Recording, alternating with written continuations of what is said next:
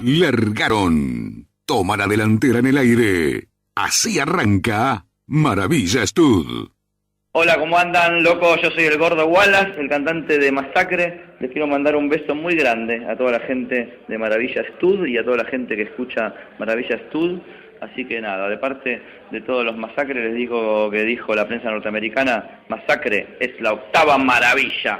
Chao.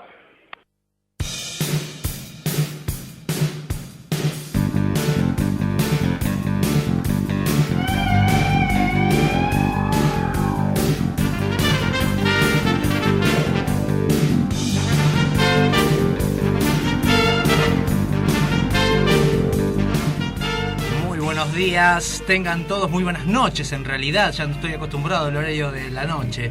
Veníamos a las 12 del mediodía y ahora que estamos a las 22 horas por conexionabierta.com.ar. Esto es Maravilla Stud, en el último programa del año con el invitado especial de este año.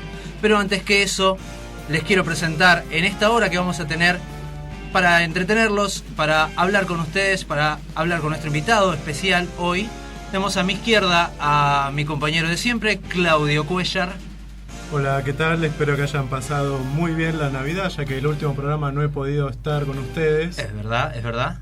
Espero que el programa de hoy, que es el último de este año 2011, les guste mucho. Y sin más voy a presentar acá a mi izquierda a Maite Linares. Hola, buenas noches a todos. Un gusto estar de vuelta acá en el estudio.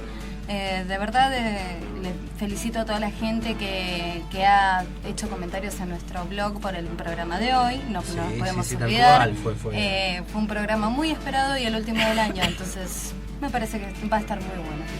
Y entonces, a tu izquierda, ¿a quién tenés, Maite? A mi izquierda, ¿cómo presentarla? Caramba, me tocó la labor más difícil. ¿Viste vos? Sin ánimos de ofender, para mí es una institución argentina. Por no decirlo de otra manera, para mí es un halago presentarla. Tengo a mi izquierda a la señora María Kodama. Muy buenas noches, María. Muy buenas noches, ¿cómo están ustedes? Encantada de estar acá en este programa, y sobre todo porque es por la noche. Yo adoro la noche. Adoro la noche por sobre todo, ¿verdad? Por sobre todo. Porque es más fresca, ¿verdad? Es como... Sí, no sé, siempre me gustó la noche. El día no me gusta tanto. No tanto, no tanto. No. Hemos tenido varias conversaciones, ¿verdad? Hasta que pudo venir con nosotros. Sí. Desde allá, desde Uruguay, que venimos charlando en realidad. Uruguay, que venimos charlando. Sí, nosotros tenemos su saludo, que lo pasamos siempre acá en el programa. Sí, lo pasamos siempre para chapear de eso, yo como somos nosotros. Pero sí. Y bueno, no hay mucha presentación que hacer con ella, en realidad. Sabemos, ella es la presidenta de la Fundación Internacional Jorge Luis Borges. Y bueno, queríamos más o menos empezar un poco hablando de eso. ¿Puede ser? Sí. Digamos que... ¿En qué consiste el trabajo de la Fundación? ¿Qué es lo que gestiona? ¿Cómo se maneja? Básicamente, ¿cuál es el labor diario? ¿Qué grado de injerencia tiene sobre el legado de Borges? Desde la Fundación lo que hacemos es tratar de, digamos, si es posible, difundir más, por supuesto, su obra. Hace 2 años inauguramos el museo, en la Fundación, Museo Borges, y tenemos visitas, hay cotidianamente visitas. En este sentido me ha ayudado el gobierno de la ciudad, porque tenemos 2 chicas que hacen unas pasantías y que ayudan como, guías porque si no sería imposible, ¿no? Que yo haga de guía para toda no, la por gente. supuesto. Entonces van chicos de colegio, va gente en general, y cuando hay visitas de escritores, por ejemplo, también van allí. El último que estuvo fue Pamuk, y antes estuvo Vargas Llosa, y así que, y después estuvo, por ahí, ya hace muchos años dio una charla Saramago y Héctor Bianchotti, en fin, también Goitisolo. O sea, han ido desfilando por ese lugar los grandes escritores, ¿no es cierto?, del siglo XX. Sí, sí, por supuesto. Consagrados Grandes en el siglo XX, grandes figuras. sí, Grandes sí. figuras. Así que eso es lo que hacemos por un lado. Por otro lado, todas las semanas del cumpleaños de Borges organizamos, eso está en manos de la profesora, creo que ya doctora, porque presentó, debe haber aprobado ya La su tesis, Gabriela Cittadini, que es la que se ocupa de organizar esas jornadas en las que intervienen profesores de acá y a veces, cuando se puede, también del exterior. Y el que nos ayuda mucho para, digamos, hacer libros de todas las ponencias de la semana que se hace dedicada a Borges, el homenaje a Borges, es Rosendo Fraga, desde Nueva Mayoría, que nos imprime esos libros con todas las ponencias. Así que eso es una parte del trabajo. Por otra parte, nosotros hemos organizado desde hace ya casi 17 años un concurso de poesía, de haiku, para estudiantes. Qué interesante. Sí, para estudiantes secundarios, ¿no es cierto? Chicos de 13, 16, 17 años. Y la editorial MC Planeta publicó los poemas de los chicos que ganaron con la lista de los colegios que intervienen. Comenzamos con 5 colegios de hijos de amigos y ahora hemos llegado, creo que a 130 o 40 en todo el país. Sí. Un avance enorme. Y está bueno que puedan integrar al adolescente que está en una etapa crítica, y más ahora con todos los medios y todo lo que sucede, que cada vez tienen menos el hábito de leer y de escribir. Exacto, y hay cosas, hay poemas de los chicos que son realmente lindísimos. Y después uno piensa, bueno, hablando con la otra chica que hablábamos sobre la educación y todo eso, la sorpresa que uno se lleva de ver cómo los chicos que uno piensa que están más volados que uno, que también está volado, la forma en que se dan cuenta de las cosas. Por ejemplo, el año pasado recuerdo que los profesores se acercaron para decirnos que los chicos comentaban como algo así muy especial, muy lindo, la continuidad. Es decir, eso es algo maravilloso, es decir, porque los chicos sienten que hay otras cosas que se hacen que son como fuegos de artificio, o sea, es un momento para llamar la atención y luego eso decae y se termina.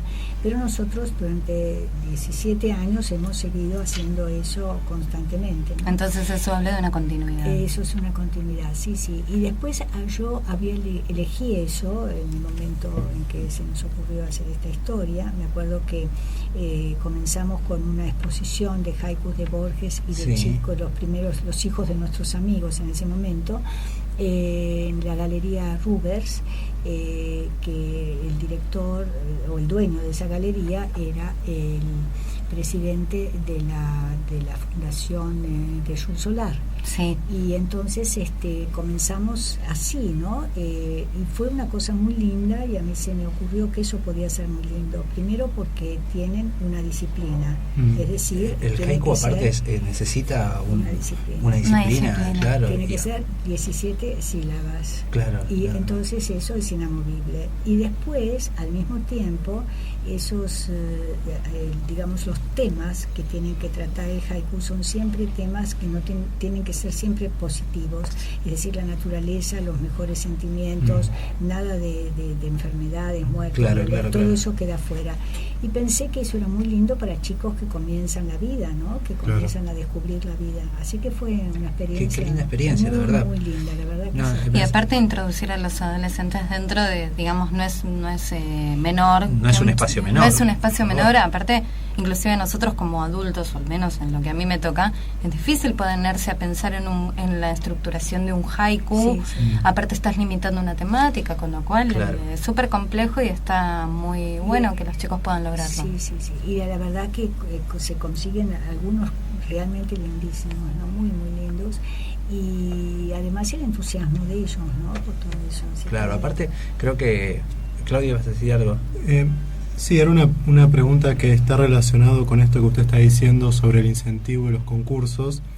Y al respecto quería preguntarle si la Fundación Jorge Luis Borges contempla algún espacio para escritores nuevos, para nuevos escritores que presentan por ahí sus producciones y quizás no tienen cabida en otro lugar, en otro sector que está más ligado a los bestsellers y al mercado. No, por ahora no hemos abierto eso, quizá más adelante sí, pero por ahora no, porque tenemos todavía bastante trabajo con esto, no tenemos mucha gente tampoco que pueda, que esté trabajando con nosotros, entonces eso queda también desde ese punto de vista más restringido, porque eso implica que hay que tener gente para leer todos los trabajos, Exacto. es cierto que hay que tener, en fin, gente de peso para que sepa realmente distinguir algo que es importante de algo que no es importante, entonces eso, pero es una posibilidad abierta, sí, por supuesto. Sí. Estoy haciendo como un cálculo, ¿no? Esto que nos está diciendo de que no hay mucha gente trabajando, lo que implica que hay mucho sobre usted. Sí, Digamos, mucho recae sobre la tarea que usted tiene que hacer, ¿verdad? Sí, la verdad que sí. Lo cual es bastante complicado, diría yo. Sí, a veces sí. Qué bárbaro. Sí. Bueno, vamos a pasar a un tema ahora, después continuamos un poco con el... Sí, vamos a pasar a una canción, en realidad. La presento. La presento. Sí, preséntala. Es una canción de cuentos borgianos que se llama Mírame. Usted ha tenido una entrevista con Abril Sosa. Sí, sí. Yo recuerdo haberla leído. Sí, sí, sí. Muy linda, por otro lado. Lindísima. Muy linda, sí, un sí. muchacho muy agradable Muy también. linda, sí, muy linda. Así que bueno, elegimos un tema de ellos para un tema muy lindo como para amenizar el momento. Me parece perfecto. Bueno, agradezcamos que esté acá, le agradecemos muchísimo de parte de los tres que esté presente en nuestro programa. Bueno, yo a ustedes por haberme invitado. Igual todavía no nos vamos, seguimos enseguida, Pero gente me con... salieron las ganas de agradecer. Ella quería agradecer y hace bien, esto es muy espontáneo, como verá. Mírame, de Cuentos Borgianos, como dijo ya Maite, y seguimos en breve con Maravilla Studio. Sé que las cosas no llegan a tiempo. Maravilla Estudio, un programa no solo para estudiantes. Búscanos en Facebook, opina, pedí, proponé, respondé.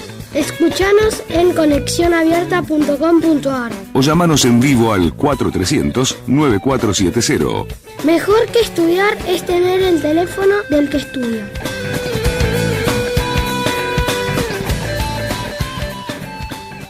Hola, soy Claudia Piñeiro y escucho Maravillas Sud.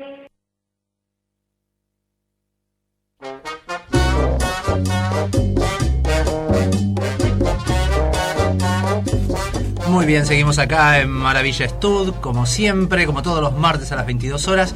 Y hoy en nuestro programa especial que tenemos aquí a María Kodama. Y vamos a continuar un poco con las preguntas sobre la fundación. ¿Te parece, María? Una de nuestras inquietudes que queríamos consultarte más que nada es ¿con qué conflictos, al ser, porque veníamos hablando, ¿no? De que primero pocas personas trabajan, o sea, hay mucha responsabilidad sobre usted, ¿no? En la fundación, y con qué conflictos se encuentra, digamos, en el mundo editorial, en el mundo periodístico, relacionado con la fundación, al tener tanto, digamos, a su cargo, digamos. Bueno, yo creo que en realidad, ¿cómo puedo decir? No sé si con la fundación, ¿no? Digamos, los conflictos tampoco son conflictos, es decir, bueno, ustedes saben mejor que yo, porque yo no leo todo, que porque estábamos hablando recién que leíamos muchos diarios, sí. Y bueno, que es un problema, digamos, de los demás que vuelcan sobre mí, es decir, todo, digamos, como el ataque muchas veces del periodismo o esa especie de acoso, ¿verdad? Porque durante 25 años si estamos repitiendo lo mismo, creo que eso es un acoso, ¿no? Entonces, se hace como evidente. Se hace evidente, sí. Lo que a mí me llama la atención es que si hablamos de una reiteración de conflictos o de problemáticas, es que todavía sigan abusando del mismo recurso, digamos, por lo menos hubiesen generado nuevos. Sí, sí. Y lo que pasa es eso, ¿no? Es decir, porque repiten las mismas cosas siempre, y bueno, y con eso se retroalimentan y uno cita al otro y el otro al otro y el otro al otro. Y si ustedes toman, yo tengo todo el material porque mis amigos me lo pasan todo por razones obvias, ¿no? Entonces ustedes van a ver que siempre son las mismas personas que repiten las mismas cosas y que uno cita al otro y el otro al otro y es como una cadena, ¿no? Es genial, son patéticos, ¿no? Sí. Y digamos, lo fuerte es que sean, digamos, medios influyentes, ¿no? ¿Verdad? Claro, ese es el problema. Ese es el problema, porque son medios en los cuales estas personas tenían o tienen influencia. Claro. Entonces la historia es esa, ¿no? Entonces a mí nadie viene a preguntarme nada, entonces ellos inventan, dicen, fabulan, ¿no es cierto? Sí, yo he visto una nota que después la subí al Facebook, la vieron, donde querían hablar de usted, hablar sobre su vida y su rol, y aclaraban que usted no les había dado la entrevista. No, claro. Tuvieron que aclarar que usted no les había dado la entrevista, pero que ellos empezaron a juntar de todos lados y empezaron a armar su figura a partir de testimonios ajenos. Ajenos que además son así declaradamente, digamos, no sé, que me detestan. Claro. Es una cosa así alucinante. Claro, se arma como una especie de collage muy extraño. Es como la construcción de ellos acerca de lo que es María Kodama. Claro. Igual no significa que sea la realidad, claramente. No, y justamente una de las cosas así interesantes es que en general, ¿no es cierto?, cuando uno proyecta, lo mismo cuando uno lee, ¿no es cierto? Claro. Cuando uno conoce a una persona, de algún modo uno está proyectando. ¿Cuánto hay de lo propio ahí? Y exactamente, entonces lo que ellos, es muy curioso porque es patético, porque lo que ellos me atribuyen es lo que ellos quieren, lo que ellos son. Claro. Entonces eso es lo terrible, entonces no tiene fin porque es como la anfisbena, entonces se muerde la cola y sigue la historia y todos se dan cuerda entre ellos y es patético eso, ¿no? Entonces me presentan así como, no sé, una especie de ogro inaccesible. Que nosotros vuelvo a decir, damos fe de lo accesible que es usted a tantas cosas, porque digamos, está acá. Sin ir muy lejos, está acá junto con nosotros y usted no tiene problema en hablar de lo que sea y me parece que eso es lo que parece que les molesta, ¿no? Que les diga que no a alguien. Digamos, que les diga que no a alguien porque uno elige también dónde hablar. Bueno, pero ahí también tiene que ver con el poder, tiene que ver con que hay determinados medios que no aceptan un no, que no aceptan restricciones y quizás que alguien se las imponga desde un lugar respetuoso. Bueno, no es fácil. ¿Lo ve más o menos así? No, yo creo que sí, yo creo que, digamos, ¿cómo puedo decir? Yo ustedes pueden haber visto, yo nunca salgo a decir nada en forma histérica o escandalosa en ningún medio, me he bancado 25 años, porque no es un día, no son dos, que uno dice, bueno, también pasa, son 25 años, o sea, es mucho tiempo, y yo he tenido una paciencia, como me dicen mis amigos, de extraterrestre. Que otra persona en mi lugar, oiga, pero sí, la verdad me llaman E.T. Perfecto. Es así. Y la verdad creo que tienen razón, pero la paciencia también tiene un límite, ¿no es cierto? Y la mía creo que llegó a su límite. Entonces ahora la historia es diferente, ¿no? Va a ser diferente. Hace muy bien. No, porque ya no va más. Es decir, yo dejé porque digo, bueno, yo, en realidad lo que yo siento por ellos, digamos, por todo este grupo de gente, es ¿cómo puedo explicar? Una infinita piedad y además gratitud, porque una infinita piedad porque son personas que están muertas de envidia, de celos, de resentimiento, de frustraciones, y entonces todo eso ven en mí todo lo que ellos querrían tener o haber tenido, menos este hombre Alejandro Baccaro, que nunca lo conoció. Eso es otra historia, es un tema aparte. Ese es un tema aparte, pero todos los otros, por ejemplo, la que comenzó toda esta historia, que es esta señora María Esther Vázquez, patética, estaba casada ella, qué papel, como me decían en España, qué papel le hace hacer a su marido. Una persona que le venga a reclamar, por una pasión, alguien, todos entendemos que alguien puede ser infiel en un momento, bueno, claro. Sí. La carne es débil, como dicen. Claro. Pero evidentemente, si pasado ya ese límite, estando casada, sigue con una idea fija toda su vida, al extremo de comenzar ella toda una historia para, digamos, destruir a otra persona, eso es terrible, ¿no? Porque ¿qué papel ha hecho su marido? Es como muy fuerte. Parece el cuento... ¿Qué lugar le asignan los otros? Recuerdo el cuento Los Muertos de Joyce. Ah, sí. Cuando, ¿no se acuerda el final de Los Muertos de Joyce, cuando dice sí. qué pobre papel es yo, su marido, dice qué pobre papel he vivido en su vida? Exacto. Porque ella recordaba al muerto, al otro. No, y es así, ¿no es cierto? Entonces eso, y por eso yo tengo una infinita piedad, porque personas así, son personas muy desdichadas, realmente son personas que tienen que sentirse muy desdichadas, y son personas que no han querido, porque si uno realmente una vez en la vida quiere, con el cuerpo, con el alma, con la mente, una vez en la vida, sea a su marido, a quien sea, a su amante, a quien sea, eso lo cambia para siempre a uno, y entonces a uno de algún modo lo hace indestructible, ¿no es cierto? Y uno no puede tener todas esas cosas negativas adentro, y justamente la gratitud, las gracias que les doy, es porque si ellos no me hubieran atacado así, yo nunca, es decir, uno no se conoce, pero uno puede entrar un poco dentro de uno mismo y en el interior de uno mismo, cuando uno está en una situación límite, si no, uno no sabe cómo es. En ese momento la persona entiende si es capaz de dejarse matar o luchar por su vida y matar para defender su vida, ¿no es cierto? Uno se conoce un poco, y gracias a ellos yo me di cuenta de algo que si ellos no me hubieran atacado de ese modo, yo nunca hubiera sabido. Es decir, que hay un centro en mí, ¿no es cierto?, hecho... ¿cómo puedo decir? Que no es mérito mío, ese centro está hecho por el amor de mis padres, de mis amigos, de Borges, y ese centro es lo que me hace indestructible, porque yo realmente he querido, sigo queriendo, y eso me hace indestructible. Entonces, indestructible en el sentido de que toda la maldad, toda la difamación, todo lo que puedan hacer, no me llega, no me toca adentro, porque estoy salvada por eso. Y eso también me permitió a mí entender, por supuesto no religiosamente, sino de otra manera, lo que Dante dice en la Divina Comedia, el amor que mueve el sol y las estrellas. Sí. Eso es así. El amor, si uno lo vivió una vez, no importa si al gato, al marido, pero realmente uno lo sintió, te hacen invulnerable.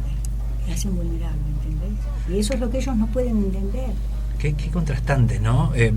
Le voy a dar mi impresión hasta este momento, que uno está tan acostumbrado en los medios a ver las peleas, ¿no?, mediáticas, de que uno contesta una barbaridad, el otro le responde lo mismo, y que usted desde este punto conteste de esta manera, es como muy contrastante.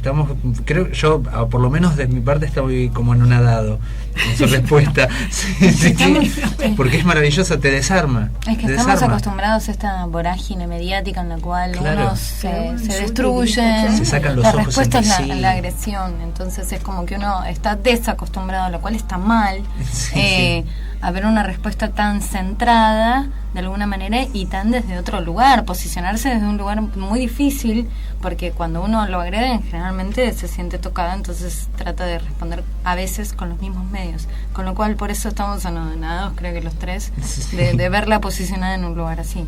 Claro que tampoco es mérito mío, les digo, sino que eso no es mérito mío. Lo que pasa es que lo que tampoco pueden entender ellos, ¿no es cierto?, es que yo fui criada con otras reglas. Mi padre era japonés, nacido, criado, digamos, educado en otras reglas, ni mejor ni peor, diferente. Es muy diferente, sí. Totalmente diferente. Entonces eso ellos no lo pueden bancar, no lo pueden entender, y no pueden. Es inútil, ¿no es cierto?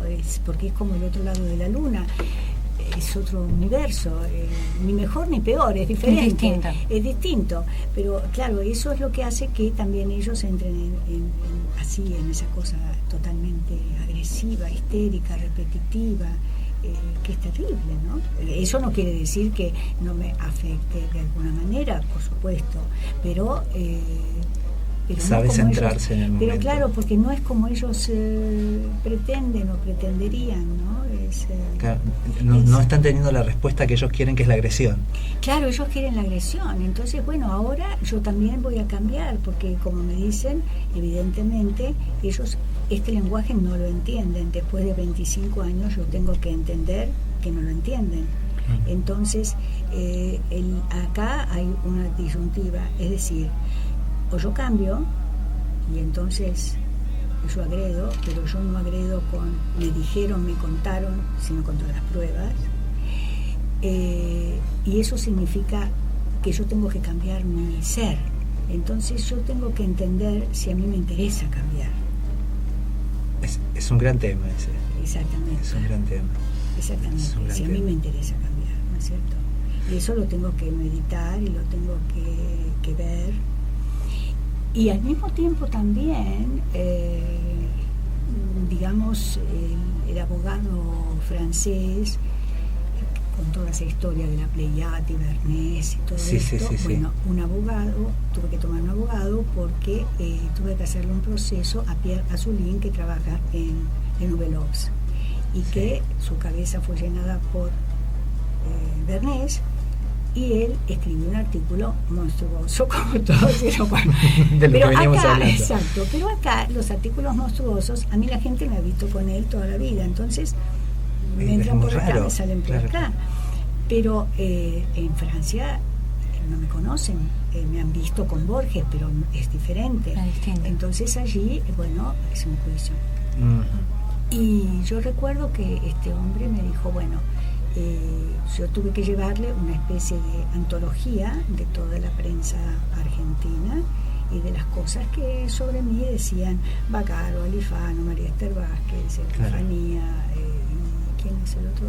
Gaspari en realidad es su verdadero nombre. Bien, entonces toda esa cosa, sí, que fulano me dijo que fulano me dijo que fulana me dijo que fulano, perfecto, entonces yo llevo todo eso, bien. Y el hombre vio todo esto y me dijo, ¿no es cierto?, algo en lo que también tengo que pensar, por eso es muy complicado. Él me dijo que en realidad yo no podía dejar que esto quedara así, porque el día que toda la gente que me conoció con Borges, porque por una parte era eso que yo le llevaba y por otra parte eran las atestaciones que tenía que enviar gente que nos había conocido con Borges para hacer yo esta demanda de este hombre, ¿no? Y claro, era el blanco y negro, ¿no es cierto? Sí, no tenía nada que ver una con otra, claro. Entonces él me dijo, bueno, usted no puede dejar que cuando usted no esté más y la gente que los conoció no esté más, quede de usted esta imagen. Usted no tiene... Yo le digo, sí, bueno, porque Borges no, me dice, usted, señora, usted es un ser humano también y necesita que entiendan que tienen que respetarla. Claro. ¿No es cierto? Porque usted ha dado su vida y sigue dando su vida por él. Entonces, señora, piénselo, me dijo, ¿no? Y me dijo cosas también muy terribles que hicieron que yo comenzara el cambio, ¿no? Pero lo que me doy cuenta es que no sé si esto me hace bien, me hace feliz. Entonces yo tengo que pensar muy bien qué es lo que voy a hacer. Está en un momento muy especial, la agarramos en un momento muy especial, que es de cambio, ¿verdad? Sí, muy especial, y que no sé si ese cambio realmente me satisface, ¿no? Entonces, no sé. Bueno, le deseamos lo mejor para ese cambio y que sea lo que realmente también la haga feliz. Sí, yo creo que sí, esperemos eso. Esperaremos. Acaba de nombrar hace un ratito El otro lado de la luna, y por lo tanto vamos a escuchar un tema de Pink Floyd, por supuesto, que no es justamente no, porque no en realidad tiene, yo creo que es un deseo de todo el mundo, esto de Wish I Were Here, que ojalá estuvieras aquí. Ojalá estuvieras aquí, ¿no? Y todos sabemos de quién hablamos, por supuesto. Así que vamos a escuchar ese tema. Magnífico.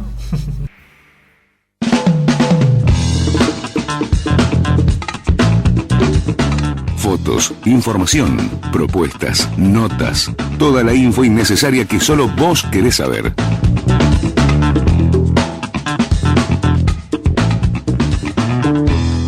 Ingresa en maravillastud.blogspot.com o contactanos por email a maravillastud@yahoo.com.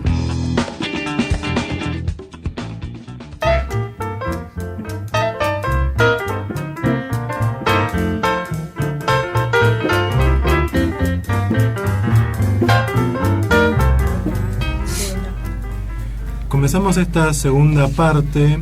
En esta vez vamos a destinarla más a la vida de Jorge Luis Borges. Y la pregunta que queríamos hacerle en un principio era ¿cómo lo definiría Borges en lo personal? O un Borges hogareño. Porque uno conoce la faceta de Borges, escritor, profesor. Un Borges con pantuflas. Claro, digamos. No, qué horror, no usaba.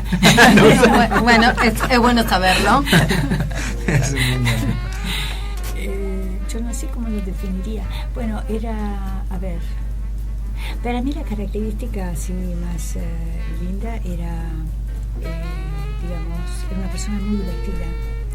Sí, ¿no? Con un humor especial. Sí, muy divertido, y eso era realmente atrapante. No hablemos de su inteligencia, todo eso ya se sabe, pero era una persona así muy divertida, con unas contestaciones así muy rápidas y muy especiales. No sé, eso era lo más sobresaliente, así, que aparte de su inteligencia. Yo, por lo que he leído de anécdotas de él, es un humor que tenía un humor muy crítico, digamos, con salidas muy originales, muy irónico. El sarcasmo era como un recurso muy utilizado por él. O sea, y no es fácil, calculo, que haber estado al lado de una persona con ese humor, porque también... no, yo me divertía muchísimo. A usted no le falta ese humor también. Claro, digamos, debería ser una coincidencia. No sé. Algo de ese humor también tiene, ¿verdad? Sí, no sé. A mí me parece que sí. No sé, porque el humor lo ven los otros, no lo ve uno. Claro. No, pero sí, y entre otras cosas, digamos, que era un poco lo que veníamos discutiendo o hablando. ¿Cómo se llevaban? Pero estas preguntas tal vez tienen que ver con ustedes dos, ¿sí? ¿No? En esto de ¿cómo se llevaban con lo que sería lo espiritual, lo religioso? Bueno, él era agnóstico y yo también. Entonces... que todavía lo es. Sí. Ah, está bien. Todavía. Claro. Él era agnóstico, está bien, pero yo también. Claro, hablamos en términos de... Todavía lo soy. Claro. Todavía lo soy. Bueno, no sé si voy a terminar agnóstica, eso no lo sé.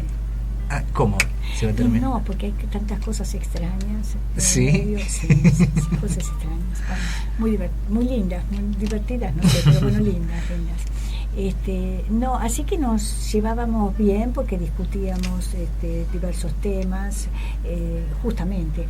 Yo creo que el agnóstico es en realidad el que está más cerca, si Dios existe, de Dios. Sí. Porque el que cree dice yo creo en Dios, se terminó la historia. En Dios creo. Dios no existe, se terminó la historia. No pienso más, Dios no existe. Claro. El agnóstico, en cambio, es el que duda, el que se pregunta, el que permanentemente está buscándolo por un camino justamente imposible de encontrarlo, porque es como un camino paralelo. Uno trata de encontrarlo por la razón, y Dios es como, o la fe es como el amor, como una revelación. Se tiene o no se tiene, no se puede razonar, no se puede encontrar por la razón. Sí. Y el agnóstico es eso, busca a través de la razón. Claro. Y a veces yo le decía, porque bueno, pero a lo mejor vamos a ser los únicos privilegiados, porque dicen que las paralelas en el infinito se juntan, entonces posiblemente nos juntemos con Dios, y Dios existe. Así que siempre hablábamos sobre esos temas, a él le interesaba mucho, y sobre todo porque tenía una, digamos, una formación por parte de su abuela inglesa, de una lectura en la época en que él me decía que la Biblia estaba prohibida a los católicos por el temor a la mala interpretación.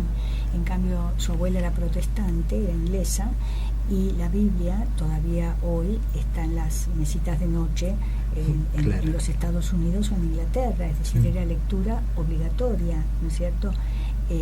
Y su abuela sabía además versículos y versículos de la Biblia de memoria que le recitaba a él, de modo que esa formación, digamos, la tuvo desde muy chico, ¿no? Y había, por cosas que he escuchado y que he visto, había como una especie de admiración por los rituales, ¿verdad? Había como un gusto, ¿no? Sí. En ese sentido, digamos, desde la parte cultural de lo religioso. Sí. Bueno, eso era muy divertido, porque, por ejemplo, él quería, casarse por el rito ortodoxo griego. Entonces yo le decía, pero Borges, no, porque es precioso. Claro. Borges, usted no, yo soy agnóstico, yo soy agnóstica. Entonces dígame, ¿qué vamos a hacer por el rito ortodoxo griego? Esto es un disparate total. Entonces una vez, pero sí totalmente disparatado. Entonces, una vez estábamos, me acuerdo, en Roma, cerca de la Boca de la Verità. Ajá. Entonces, y cerca de allí había una iglesia ortodoxa, entonces griega. Entonces me dice, ¿y si vamos ahora porque a la iglesia ortodoxa? Digo, Borges, bueno, mira, yo le voy a explicar así, esto queda claro y tranquilo entre los dos. Yo tengo, unos de mis mejores amigos son griegos. Ellos creen, comprende usted, creen. Claro. Ellos saben que yo soy agnóstica. Entonces, y que usted es agnóstico, entonces si nosotros nos casamos por el rito ortodoxo griego, que yo no quiero casarme por ningún rito ni por nada, le digo, pero bueno, si nos casamos por el rito ortodoxo griego, ¿qué van a pensar? Que yo me estoy burlando. Claro. Digo, y que eso para mí es como un juego, película, un juego, le digo, y yo no puedo, yo los respeto, los quiero, yo no puedo hacer eso. Ahora, si usted con la boca con la mano en la boca de la Verità me jura que cree, ellos van a entender que si usted se ha convertido, yo por amor me caso. Claro. Entonces eso va a ser perfecto, no hay ningún problema. Entonces ponga la mano en la boca de la Verità y júreme que cree. Claro. Entonces me dijo, bueno, no hay que exagerar. Entonces, bueno, tranquilo. Entonces dejemos el tema acá, claro. Si no es una locura. Claro, fantástico. Entonces, decí, Maite. No, bueno, básicamente, aparte de los ritos, ¿en qué otras cosas eran como un punto neurálgico en la construcción de Borges para todos los días? ¿En qué otras cosas creía? Dentro de sus predilecciones, ¿en qué cosas coincidían? ¿En qué cosas coincidían? Bueno, por ejemplo, en el aprendizaje de idiomas antiguos raros. Uh-huh. A él le encantaba, también, ¿no es cierto? Le encantaba.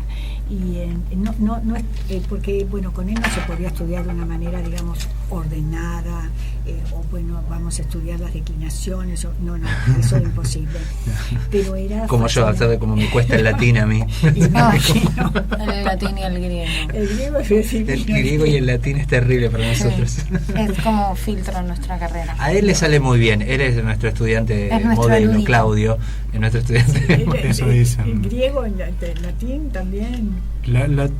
Sí, pero el latín lo más curioso es que sin estudiarlo me sale. Sin practicarlo. Sin estudiar. Sí, no sé. Su falsa modestia me asombra, ¿eh? No, es que es algo que me pasa en serio, no con el griego, que lo tengo que estudiar, pero con el latín me pasa. Claudio, tenías una pregunta más que me habías dicho. Sí, había una pregunta que quería hacerle. Saliendo un poquito, ¿no?, del tema. Saliendo del tema religioso, claro, y abocándonos más a Borges y a su legado. ¿Cuál piensa usted que puede ser él o los legados que dejó Borges en la literatura del siglo XX? En su opinión personal, ¿no? Más allá de lo que hayas dicho. Bueno, yo creo que,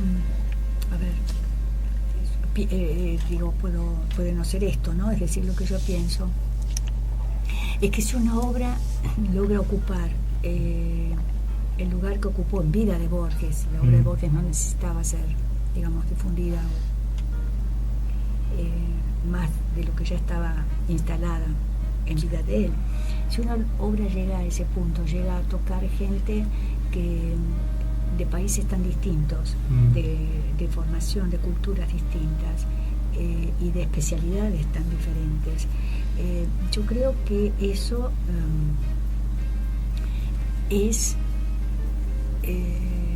el haber logrado a través de la palabra realmente transmitir lo que es la esencia y el alma de ese ser. Y entonces yo pienso que eso es lo que él hizo. Es decir, es una obra en la que uno puede ver a alguien que nunca se traicionó a sí mismo. Y eso es lo que yo creo que de alguna manera también mueve a que esa obra sea tan admirada y tan solicitada por gente que pertenece a ramas tan diferentes, que puede ir descubriendo en ella cosas tan diferentes. Por ejemplo, hace poco estuvo acá un argentino que hace investigaciones en Londres, hace muchos años que se radicó allá, y él se dedica a la neurociencia, y entonces se comunicó para ver si podía consultar la biblioteca de Borges, si había libros sobre ciencia. Entonces, bueno, vino y bueno, le mostré, y claro, quedó fascinado. Me decía, bueno, ¿yo qué hago con todo esto? Le digo, nada, tomar notas de lo que necesites, y yo te envío las notas que no puedas tomar y que se te ocurran después. Eso queda acá.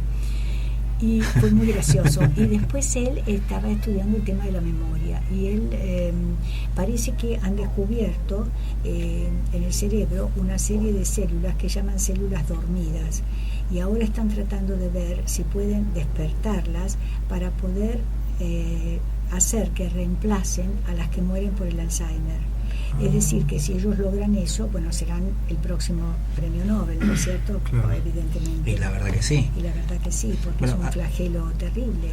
Hay una película nueva, El planeta de los simios, que dice El planeta de los simios. Se va a reír, pero es verdad. Arranca la película, la última que hicieron, como el comienzo, y todo lo que sucedió con los monos tiene que ver con una vacuna que está encontrando el protagonista para curar el Alzheimer de su padre. ¿Ah, sí? Sí, y tiene que ver con esto, con despertar también la mente. Había mucho de eso, me hizo acordar. Es un dato colgado, disculpará. No, pero es que es divertido, es lindo. Sí, claro. sí. Tiene que ver con el Alzheimer. Sí, no, y es muy interesante. Y entonces él decía, por ejemplo, que parte de su inclinación hacia esa investigación, hacia esa rama, había venido de la lectura que había hecho él de Funes el Memorioso.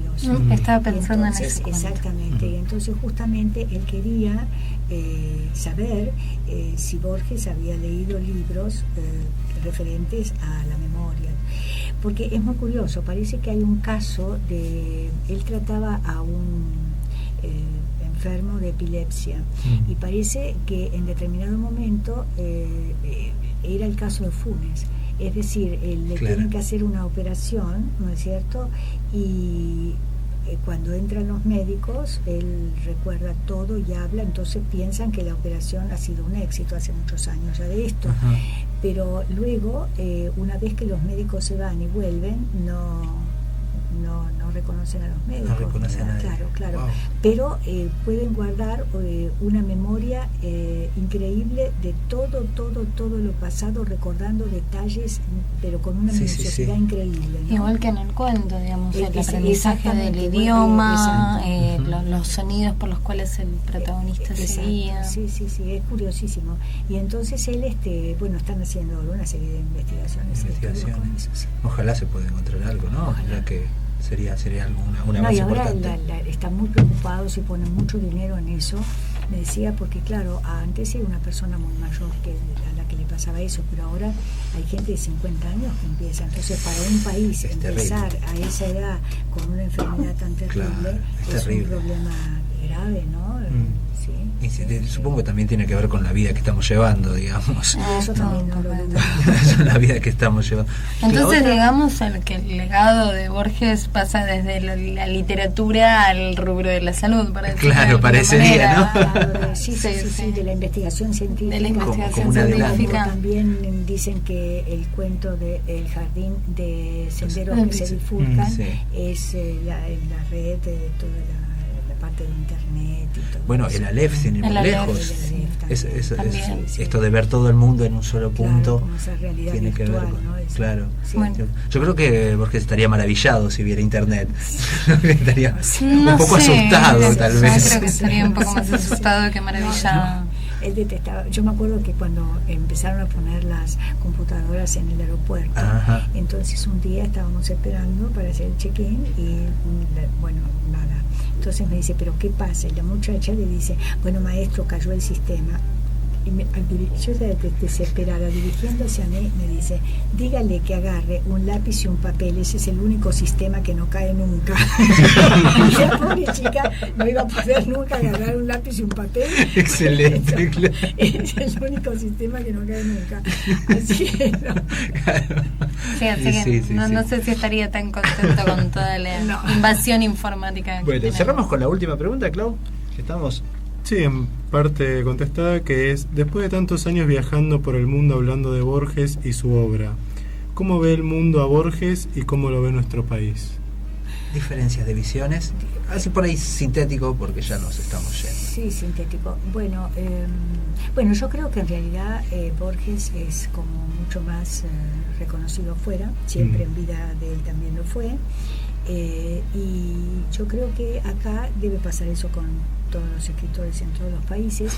Creo que acá es más, como él decía, una figura icónica, claro. Y no, digamos, objeto de lectura en realidad, ¿no es cierto? Y la prueba es, como él decía, las equivocaciones que hacen aún con los títulos de sus libros, ¿no es cierto? Es verdad. Los dicen y los dicen mal, o bueno. O llegar a decir, leí todas las novelas de Borges, claro. cuando jamás escribe una novela. Claro, son todas esas cosas, y que a veces gente, digamos, el otro día, bueno, y eso fue terrible, en un trabajo de alguien que profesional, leo como título El jardín de los senderos, que se bifurcan, es el jardín de senderos que se bifurcan. Claro. Porque al poner el artículo, como Borges decía, porque ese error ya ha sido cometido, él decía, al poner el artículo justamente determina, o sea, limita. En cambio, el de senderos es lo infinito, ¿no es cierto? Claro. Es decir, y sobre todo a mí me dicen, pero vos, ¿por qué te preocupás así? Pero ¿cómo? ¿Por qué me preocupo? Porque yo vi como él trabajaba y lo que para él significaba cada cosa. Entonces yo me desespero, como si hubiera escrito yo, ni me importa, pero al ver el esfuerzo, el trabajo, la dedicación de alguien para que algo sea lo más próximo a lo perfecto, y pensado y repensado, y que después venga un loco y diga cualquier tontería. Claro, que tenga ese tipo de... Entonces, bueno, digamos que la visión nuestra es un poco más de precaria que la del mundo. Bueno, pero pasa, nadie es profeta en su tierra, dicen, ¿no? Exacto, pero es lo que yo nadie dije, exactamente. Así que bueno, de hecho hay cosas. Nosotros una vez trabajamos una traducción del cuento William Wilson de Poe, sí, y había sido traducido por Guillermo Wilson. Que eso ya era como el colmo de la mala traducción. Claro. Bueno, las traducciones son terribles. Bueno, lamentablemente se nos acabó el programa. Queremos agradecerle infinitamente, como le gustaría decir a Borges, María, agradecerle muchísimo por estar acá con nosotros. Y bueno, se nos hizo corto el programa porque era lógico, 1 hora iba a ser siempre así. Y bueno, nos vamos despidiendo. ¿Quiere decir algo más? ¿Saludar? Bueno, sí, saludar, agradecerles a todos ustedes el haberme invitado y decirles que son simpaticísimos, amorosos. Muchas gracias. Igualmente. Saludos, chicos. Desearles un feliz año a los oyentes, reiterar mi agradecimiento a María Coma por haber venido, habernos complacido con su plática durante 1 hora. Y nada más, Maite. Yo haciendo saludos escuetos como siempre. Feliz año para toda la gente que nos escucha y para los que no nos escuchan también. Así que bueno, y también reiterar mi agradecimiento a María Codam. Bueno, María, muchas gracias por todo. Nos estamos despidiendo con un tema de Pedro Aznar que le ha puesto música a un poema de Borges que se llama A un gato. No le gustaría nada. Me imagino. Pero bueno. Yo te dije que ese tema no iba, ¿no? Bueno, nos vamos con el tema de Aznar. Sí. Hasta el martes que viene. Que se